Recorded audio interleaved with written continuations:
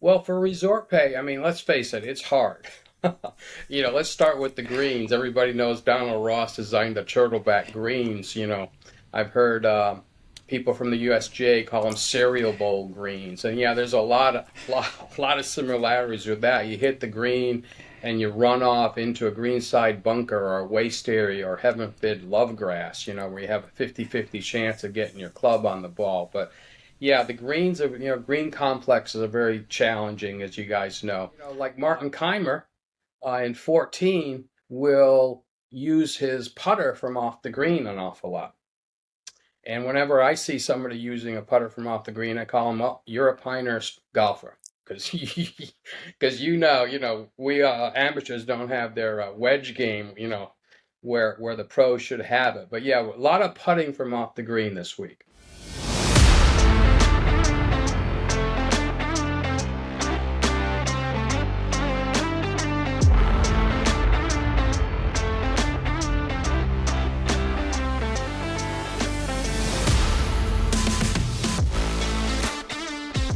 Welcome, ladies and gentlemen, to another special edition of the Whole Story Podcast. If you're listening to this when it first drops, it's U.S. Open time. This one's coming out on the day the U.S. Open tees off at Pinehurst number 2. And Robbie and Jonathan here, we're joined by a very special guest, someone that knows a good bit about the Pinehurst area. We'll introduce John here in a second. But first, again, we thank you for listening to the show. If you like it, subscribe or follow along. Tell your friends about it. We've been very blessed to have some incredible guests join us. We were talking with John before we started. We've had Matt Gibson. We've had Alex Podlagar from the Pinehurst area. But we've had folks from all over the world, really, that have joined us. So we appreciate that. One of the friends of the program is Western Birch Golf Tees. They do incredible work. They have made some custom tees for us. We could go in and pick the colors we want. They have every color possible. They put logos on it for us. So they did one for Best Ball. They did one for Pictures on the Scorecard, another podcast that I do with Seth McWhorter, who, speaking of Pinehurst, designed number 8's logo for Pinehurst. But anyway, so Western Birch, great company. Check them out, westernbirch.com. We highly recommend. But let's get to John Patota. John lives in Pinehurst. He is better known as the Pinehurst photographer. You got to check out pinehurstphotographer.com. He offers classes. I think he does portraits and everything else, but he's a contributor. Most people would recognize his work. He's a contributor for both Pinehurst Resort and the North and South Amateur. So, John, thanks for joining us today on the Whole Story Podcast. Well, thanks, guys. I really appreciate it. Yeah, it's an exciting time in Pinehurst as we gear up for the U.S. Open. Absolutely. I know it's it's always a good time in Pinehurst, but yes, now especially. So let's dig into your story before we talk about Pinehurst and the Open. How did you first get involved in this? Did you pick up golf clubs first? Did you pick up a camera first? Kind of walk us through how you got to where you are. Yeah, no, I'm happy to tell my backstory. Like a lot of photographers, I was introduced to it with my father. My father bought me an old 35 millimeter camera when I was back in high school and ended up with a dark room and took a lot of black and white photos and just got thoroughly interested in photography that way. And I'm actually a civil engineer. I'm retired, but photography's, not my first career, but living in Pinehurst here since 2007 is kind of hard not to put my two loves together, golf and photography. And I've been doing it professionally now for about 10 years, taking photos of all the beauty that's in Pinehurst and highlighting the people that work really hard to keep our golf courses in shape and so that we can go out and enjoy the thing that we love is playing golf. Man, if there was ever an advertisement for a second career, you have absolutely nailed it. Everyone needs to think about yeah, I mean, come on. So you said you moved to Pinehurst in 2007. I'm assuming that wasn't just to take pictures. That was just retire into the warm weather and play a little golf, right?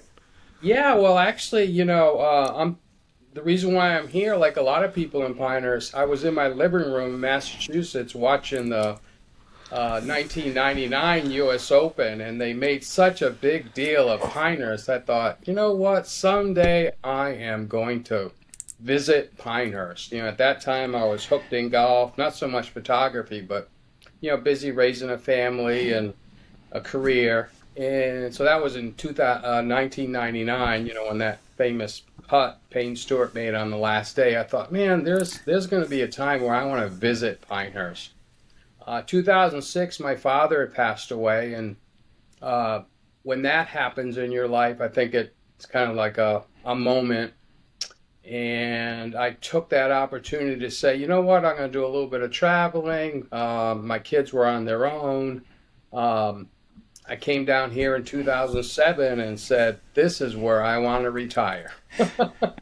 The people, the weather, the village, just is so nice. And of course, all the golf. So retired here, came here in 2007, and yeah, just kind of picked up golf and combined my love of golf and photography. Yeah, I don't know if everybody has the photography side of that, but I've heard a number of folks. Joe Fellini, Joe Golf Traveler, better known on Twitter, he just did that. He and his wife just moved down to Pinehurst, but it's a familiar story. But like you said, you've combined your two loves, golf and photography, and done it quite well. So you mentioned the village of Pinehurst or the town of Pinehurst. Tell those who aren't familiar. Most people have seen number two, have watched a U.S. Open, but talk about the town of Pinehurst, the village of Pinehurst itself, and the beauty of that place. Well, as you know, Robbie, you've been here. It's so quaint. Picket fences and sand and sidewalks and brick sidewalks and church bells and the theater building and the Pinecrest Inn. I always say, if you made it here in life, you're having a beer at the Pinecrest Inn out on the veranda there. But I really, seeing the clips in 2000, rather 99 about the U.S. Open, I thought, man, that kind of looks like a very special place that we used to vacation on Cape Cod. And then when I came here, I realized, oh, Richard Tufts, the famous architecture, I mean, the famous owner, the founder of Pinehurst, he was a New Englander. And he must have patterned Pinehurst after a New England, what he thought maybe was a New England village. So it's just like I say, a nice walking village. Nice place to be for sure. I completely agree. It sounds like a dangerous place to visit because as soon as you visit, you're just going to want to give up everything in your life and move there for this quintessential Americana dream. Right? Yeah, Jonathan, come and see No, it. my wife and kids won't let me move again, and so I got to be careful about this because I might just move. Hey man, you sit on a rocking chair like he was talking about I know. Pinecrest Inn, or like Matt was saying last week. Matt Gibson, you sit there on the veranda at number two and just sit there having a beer, watching people come in on number two, on 18 on number two there, and you feel like you're in a different world. It's incredible. Yeah, who doesn't want to live that way? So, as it comes up, obviously, the U.S. Open, this is going to be released on the day of. What does your week look like? Is it dusk till dawn, photographs, camera, the entire week, or are you going to have a chance to enjoy it this year? Oh, I am definitely going to enjoy it, but I enjoy working. So, Okay. like you guys realize, maybe you'll come to this point in your career, it's not work if you love what you do. And I absolutely love what I do. And I love showing the world really through my lens how special Pinehurst is and how the world's best golfers and their caddies and their families and their coaches and visitors come to Pinehurst for that week and enjoy it. So what does a day look like? Well, I've already started. Golfers practice and photographers practice. Yesterday I was at Duke for the final qualifier, and a lot of people ask me, well, what am I doing here? Well, I'm actually practicing. You need to, stay sharp and get those shots and, learn and maybe unlearn some things and learn some new things. But yeah, it is going to be pretty much dawn to dusk kind of a event because I do want to show those hidden stories of Pinehurst. Like, for example, when the greenskeepers have to wake up at dark 30 and all get together and get their marching orders, or if it heaven forbid if it rains overnight and they have to go out and pump the bunkers, and the people that work on the driving range have to put out the tee-ball. So it's not all the headshots of the famous players teeing off or whatnot. It's going to be my role this week. Actually, I'm fortunate enough to work for, I can say now, FootJoy. So I'll be out there getting pictures of apparel, FootJoy apparel. So a lot of shoes and a lot of gloves. So I'm lucky That enough to be. That's my primary interest this week. But then I'll be telling the stories of everybody that came to Pinehurst and what they did as well. that's really cool. So FootJoy, I mean, you could capture players, from head to toe, but you could also walk around and get spectators because there are people wearing their FootJoy golf shoes and showing off the brand. So that's a really cool assignment. We'll have to be on the lookout for your work there. So, what is your strategy? We asked Matt maybe what his style was, and he said, it might be better for somebody else to describe it. I don't know if you have the same answer, but do you have a style, a strategy for doing what you do? Well, I think it's evolved. And, any craft, if you want to get better, you actually have to look at other people's work. And, Matt is one of those people that I look at. I actually learn a lot from the young guys, Matt and Zach from Chasing Foul Photography, and just about anything that the Golfers Journal does is just so inspiring. But my style had been just a few years ago documenting, a documentarian. So here's how it happened. Everything has to be in great focus and be at the right time, the right moment to capture that story. But lately, I've kind of morphed a little bit, not totally away from documentarian, but more of an artistic to show the beauty of the golf course, to show a golfer walking amongst some, tall pine, or to capture those in between moments where the caddy throws the golf ball to the golfer and the golfer catches it. So I think by looking at some of these people and working together with Alex Beauregard, we've really come up with, I think, this good mix here of documenting what's happening in Pinehurst. And my style has evolved from a documentarian to more of an artist, I think, or a little artistic anyway. With all the time that you've spent in Pinehurst, what do you think makes it such a good anchor for the USGA? Oh, goodness. Well, I think you really have to start with the volunteer base.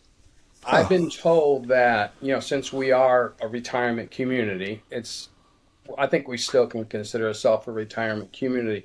We have almost built-in workforce for people to volunteer for all these events, the North South, the qualifiers, a lot of the junior, high school, those kinds of things. So we're kind of one of the reasons why I think Pinehurst is unique is we have a built-in workforce to volunteer for these events.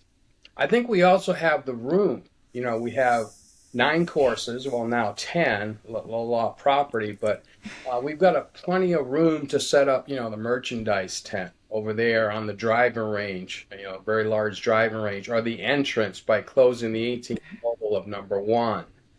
And we've got the infrastructure as well. Since we're a USGA anchor site, we built in a lot of the infrastructure that maybe other courses have to put up once and then not use it again. We've been able to, over the years, build all that infrastructure together. So there's a lot of different reasons: the weather, the people, all the history, the Donald Ross history that we can tell. Yeah, and of course the golf course, I think, is the number one special thing about having a U.S. Open here. You mentioned learning from others as far as how to improve your craft. I think Jonathan and I, we enjoy golf. We enjoy golf stories. That's what Best Ball is all about hearing golf stories from people like yourself. But I just watched, and I highly recommend it, the Fried Egg Golf, their story. They had Core talking about the restoration that they just did. I think they released it yesterday. You can find it on YouTube. But just the restoration of number two, and Jeff Ogilvy there talking about playing it. What do you think? You were there, you got there in '07, so you saw the restoration happen.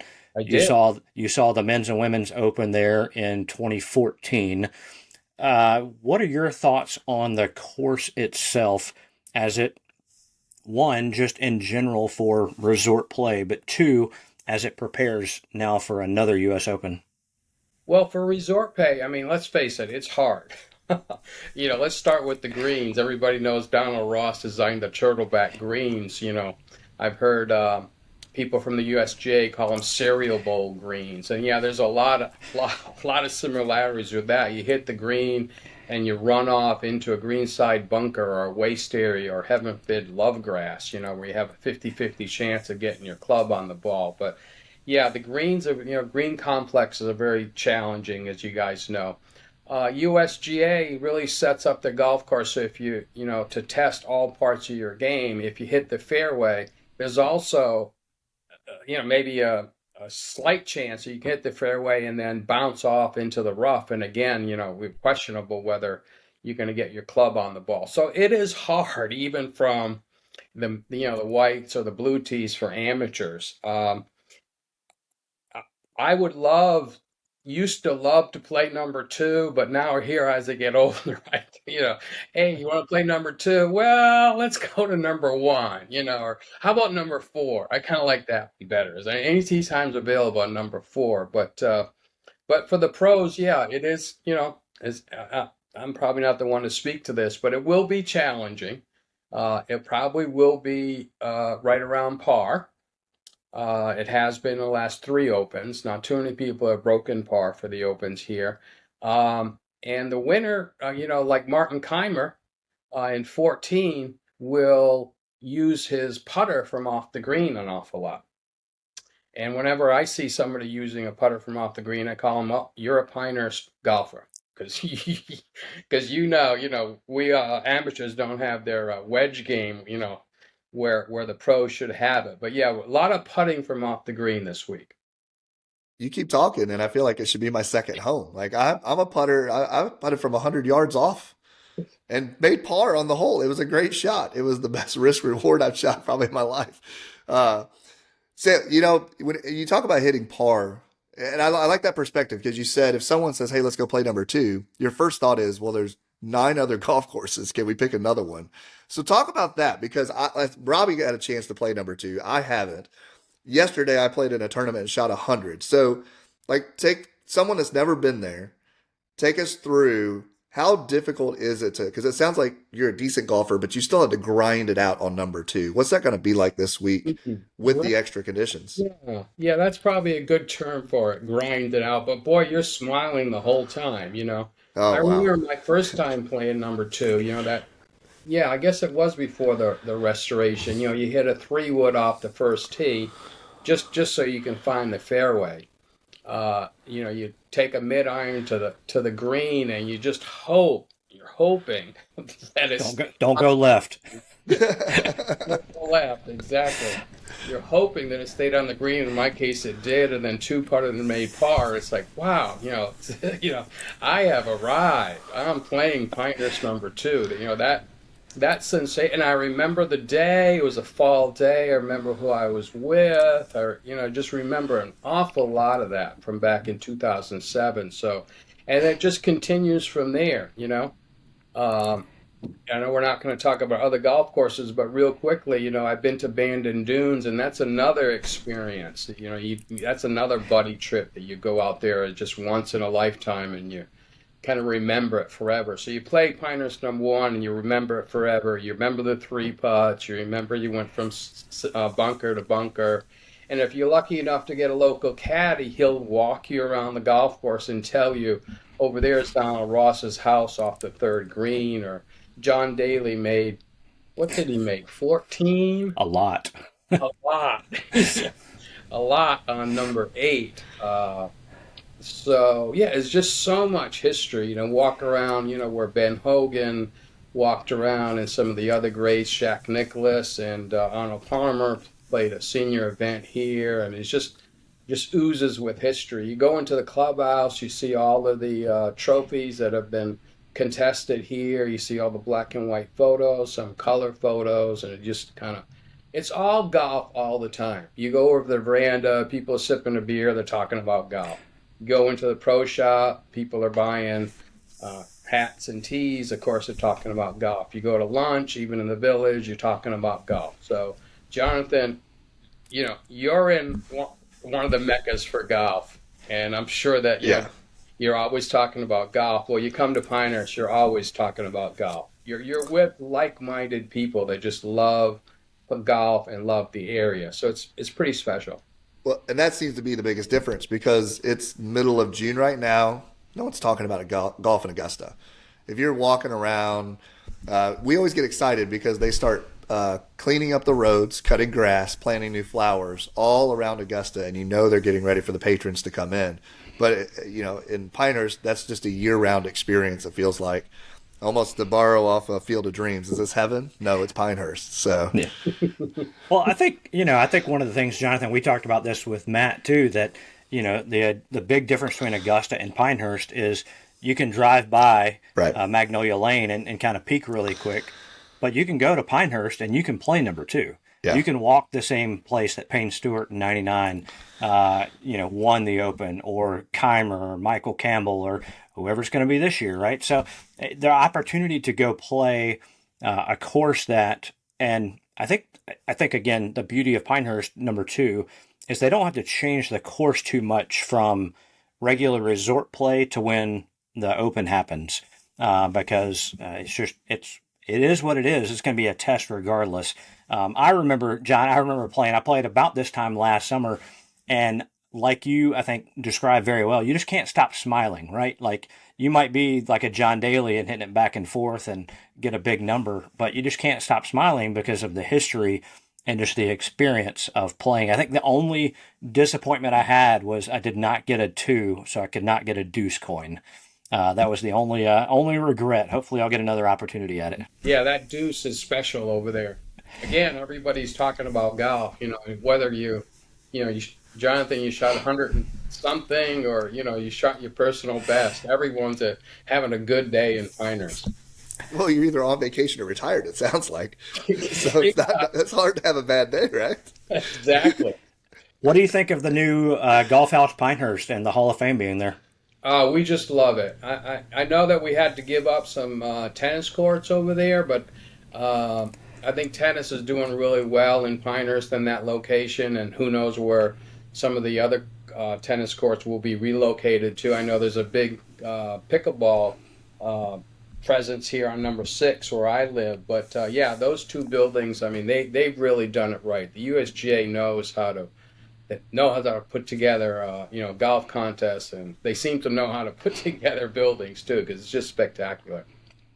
Well, golf in general at Pinehurst is everything, like you said. And number two obviously gets a lot of the focus and attention. But besides the Golf House Pinehurst, one of the other new things recently was number 10.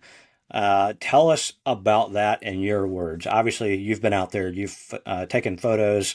Hopefully, you've gotten to play it. But tell us what your thoughts of number 10 are. Well, I haven't. I haven't gotten to play it yet, but it's on my bucket list for sure. It is hard.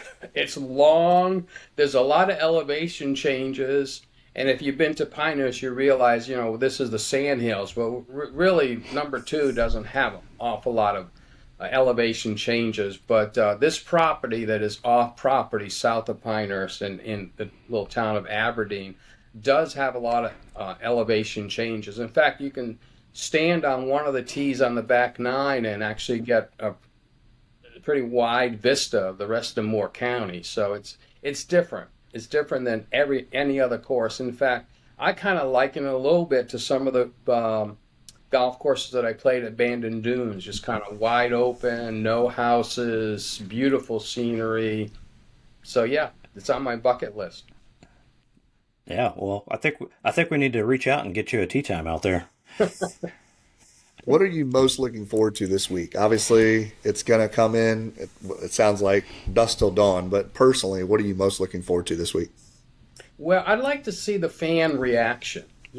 I'd like to see the people that I know that live in Pinehurst and that have to come in from out of town to watch the tournament, just how they're going to experience Pinehurst. This year maybe you realize that the USGA has a different footprint in the last 3 years now. This is the third year, but a little different footprint. The grandstands are a little bit smaller, but perhaps they offer more amenities. So I'm going to enjoy comparing what I saw in 2014, really large grandstands, a lot of people, and comparing it to this year. Um, and just kind of seeing it through their eyes and documenting it and showing it on my Instagram account, Pinehurst Photographer, and on my website, pinehurstphotographer.com, showing it to people that couldn't be here, and hopefully, conveying some of all that energy and what the real Pinehurst is like to the people that could not be here, and also reliving it for the people that were here. So I really want to cover the people that enjoy Pinehurst this week. So Matt said, as an insider, he's got his spot picked out for number 18 for the last. Hopefully, if it's the last group and the last shot and the last putt. Have you scoped out some sites that hopefully other photographers don't know exist? I wouldn't be doing my job if I didn't. Let me tell you. I was lucky enough to get to the 2020 U.S. Women's Open in Pine Needles.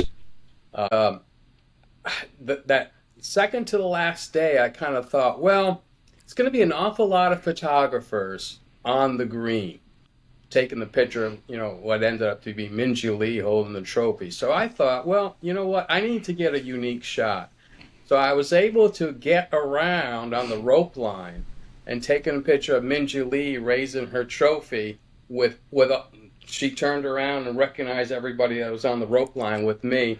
So I've got Minjee Lee with the trophy and everybody in the background, everybody applauding in the background of the grandstand. So, yeah, that's my shot. That's my shot. I'm going to end the week on the rope line with the winner raising his trophy and all the people from Pinehurst and from all around the world applauding and taking it all in. Yep, Jonathan, you nailed it.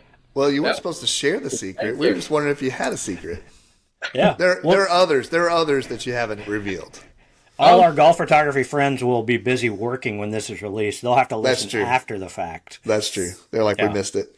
Yep. Well, yeah, there's a few others, like, for instance, the long par 4, fifth hole that not a lot of people get to. There's that back USGA tee, so that's going to be one of my shot list as well. So in addition to taking pictures for Titleist, I am going to be documenting the tournament from my eyes and telling the stories of the people that work really hard to keep the golf course in shape, all the volunteers, the tournament officials.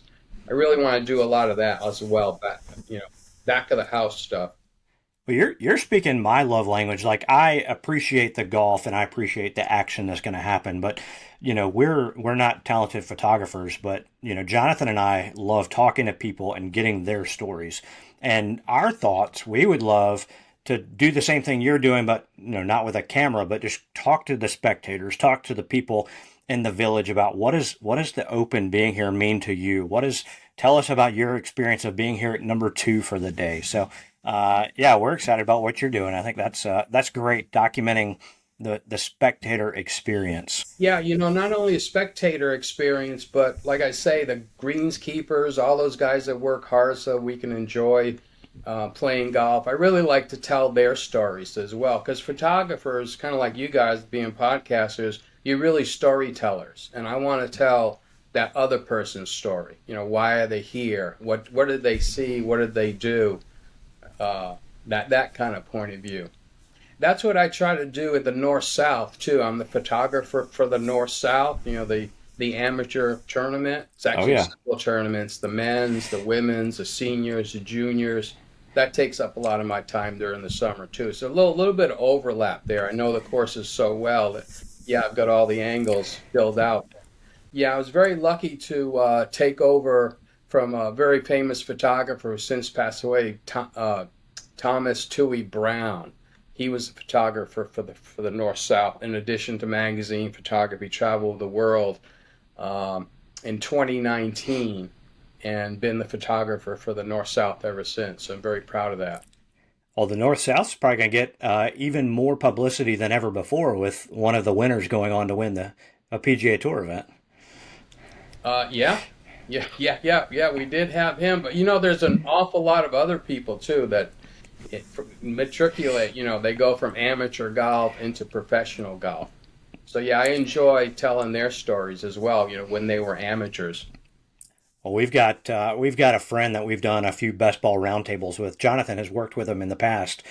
David Kirsch, his son Eli, will go play in the U.S. Worlds. Isn't that what it's called, Jonathan? They'll go Yeah. play at Pinehurst. Yep. It's coming Come up, I in think, in August or September. August. Yeah. Yeah, Yeah. U.S. kids have their worlds and junior finals here. So Yep. that's an awful lot. That's a lot of work, but it's actually a lot of fun to see those people enjoy Pinehurst. Yeah. Well, we always like to ask at least one personal story. We always want to hear your most memorable golf shot. That can be good, Um, bad, ugly. Could be a hole in one. Robbie and I haven't got ours yet, so. well, let me tell you, Pinehurst #2, as long as I'm thinking about that, All my right. claim to fame is I got birdies on back-to-back rounds. Back-to-back rounds of golf on #2 on hole #9, and that's that challenging par three where you have to hit a spot the size of my desk here, or else you're rolling back into the sand or into a sand trap on the back. But and I don't know, luck plays a lot of role in golf, as so everyone knows. But yeah, back-to-back birdies, chip-in birdies on hole #9 of Pinehurst #2. That's a good memory. So we'll see you on the number 9 tee box, just giving some hints to the pros, right? Like, listen, if Oh, you want to yeah, do this no, right, yeah. Maybe I will go into coaching. No, not. Yeah. Oh, you mentioned you're supposed to be putting. I hear you talking about chipping it in. That's a little secret Well, there. you can tell how far away I was, I guess. that's fantastic. Great story. Hey, golf friends. This is Robbie from Best Ball. Are you looking for the ultimate Myrtle Beach golf experience? Well, it's only a click away. Check out the two-play special at two of America's most awarded public golf courses and two of my personal favorites. Caledonia Golf and Fish Club and True Blue Golf Club are low country masterpieces featuring two iconic Mike Strantz designs. Play these two incredible courses for one great price. Visit truebluegolf.com to learn more about the two-play special and book your tee time today. That's truebluegolf.com. Well, we always like to do the thing to wrap up. We call it a quick nine. So we're just going to go back and forth, a couple of rapid fire questions. The first one is outside of Pinehurst, what is the favorite course that you've played? Well, I mentioned already, Bandon Dunes. Yeah.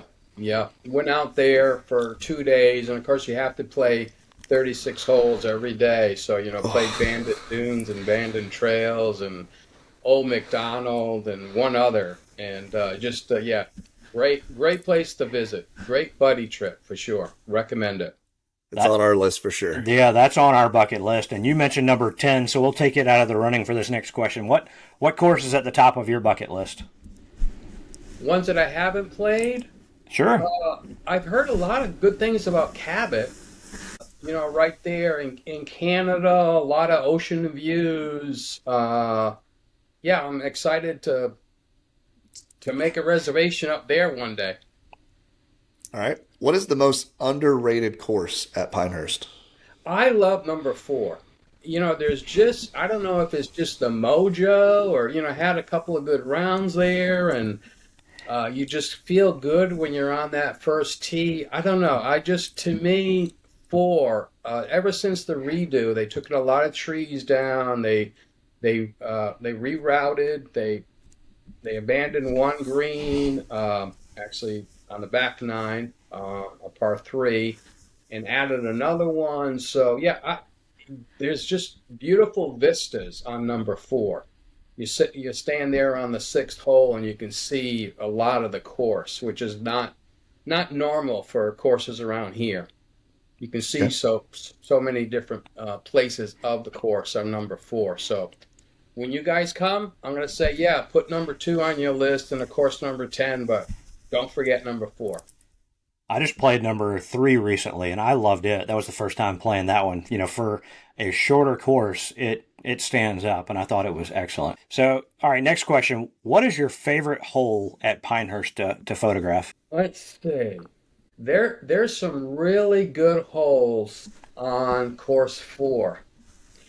What I like to do, and a lot of photographers will tell you this too, is I like to kind of think of a blank canvas, get to a place on the course where it's just absolutely spectacular. There's wiregrass, there's tall pine, there's a nice clean background, and then just wait for the subject to come in.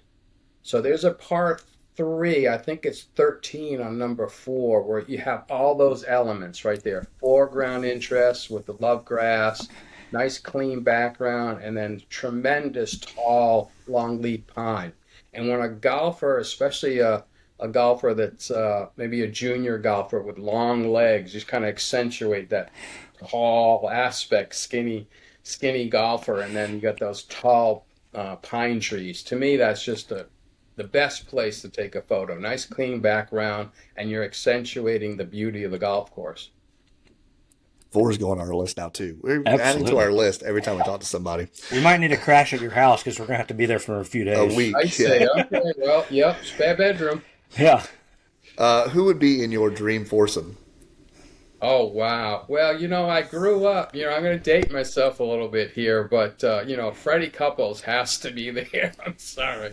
He comes up as just, whenever something comes on about Freddie Couples, it's like, oh, no, I got to sit here and watch that one. Even the commercials he's in nowadays. But yeah, let's see. Freddie Couples. I may surprise you with Ben Hogan, although he probably wouldn't talk much, And I think Jack Nicklaus. So yeah, that would be If nothing else, you picked 3 incredible golf swings to try to copy and emulate. So very nice. All right. Besides yourself, who's your favorite golf photographer, or who are some of the names that you like their work? You mentioned the Golfer's Journal. I highly recommend and agree with you on that.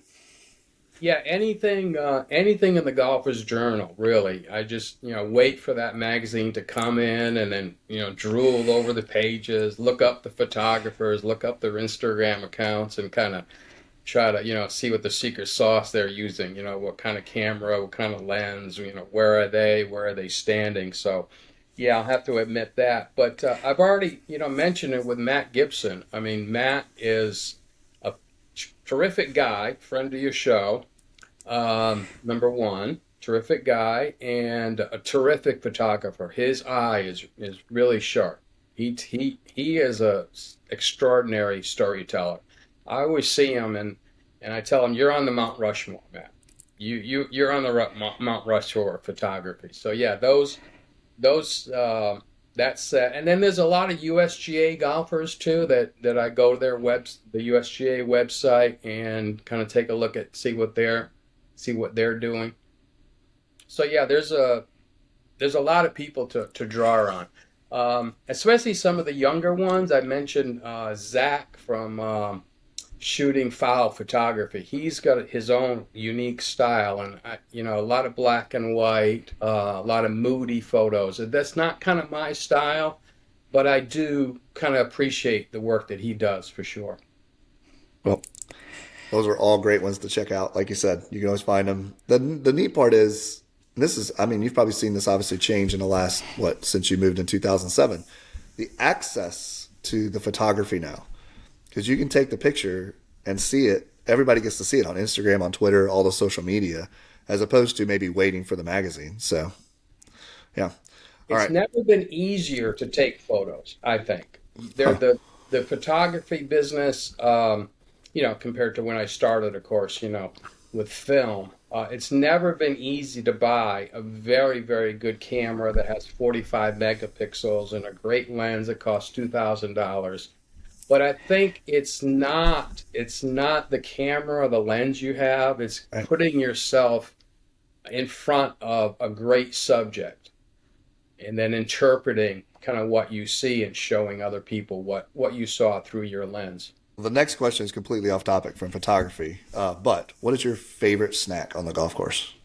On the golf course, I was just thinking about that the other day because I went to the Duke qualifying and I said, I don't have any snacks. So a peanut butter and jelly sandwich, I think, would have to be my favorite. Always a good one. But yeah, I'm going to have to pack some this week. I bet. Yeah.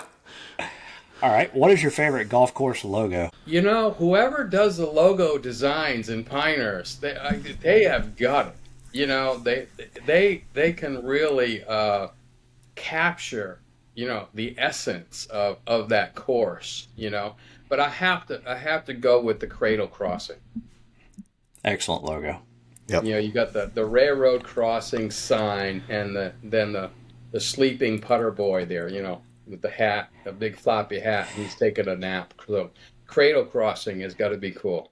Little side note on the Cradle though. Have you had a hole in one at the Cradle yet? No, I'm not You're not on the list. only hole in one on course 5, hole Okay. 6. Oh yeah. All No, right. I haven't played an awful lot of the Cradle. I actually hurt my shoulder a couple years ago, so my golfing has been curtailed. But Your camera's too heavy. You need to get one of those smaller cameras. Right.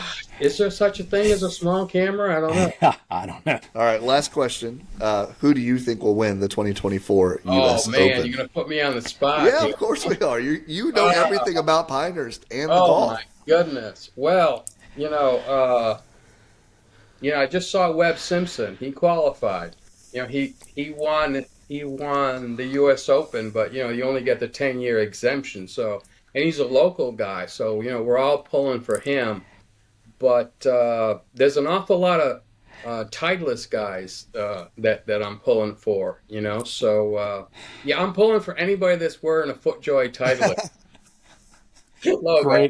Great answer. You can get the Titleist just on the lip, waiting for it to drop, There you like go. the Nike. Yeah, Yeah. there you go. Yeah, ka-ching. Well, one of those guys that I've heard a lot, and I agree with, Max Homa, is a Titleist FootJoy guy, and He is. he's one that I think has the game, has the iron play to handle Pinehurst number 2 green. So we might see Max Homa crowd and you taking the picture in his Titleist and FootJoy gear. Ooh, That'd be boy. awesome. That'd be a good dream, wouldn't it? Dream scenario, right? Well, John, this has been a lot of fun. We want to, again, give you thanks and give shout out. Check out Pinehurst Golf Photographer on Instagram. Go to pinehurstgolfphotographer.com.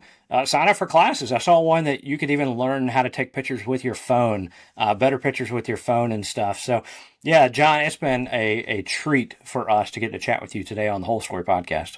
Well, thank you, Robbie. Thank you, Jonathan. Appreciate it. And Yeah. I look forward to meeting you guys in Pinehurst. Absolutely. Well, we will definitely let you know when we are coming. But for Jonathan and John, this is Robbie. We appreciate y'all listening to a U.S. Open special of the Whole Story Podcast.